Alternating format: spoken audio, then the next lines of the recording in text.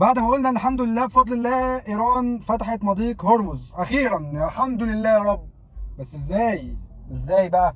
ازاي تعدي ازاي كده وتخلص ازاي كده؟ لا طبعا اتفقوا ان امريكا تسحب القطع العسكريه بتاعتها من حوالين ايران، وان اسرائيل تبطل ضرب في لبنان. اسرائيل رجعت ضربت في لبنان من تاني. امريكا ما سحبتش القطع العسكريه من حوالين ايران. طب وبعدين؟ جت اخبار استخباراتيه روسيه لايران ان الكلام ده كله بس علشان خاطر يكسبوا وقت الامريكان لضربه جديده لايران. هي بس عملت الحركه دي علشان خاطر يشتروا رضا اوروبا، لان اوروبا بتتهم امريكا واسرائيل في قفل مضيق هرمز. فلما لقى الوضع كده في ايران وان مفيش حد نفذ اللي عليه من الاتفاقيات، ما طبيعي ايران قفلت مضيق هرمز تاني بس.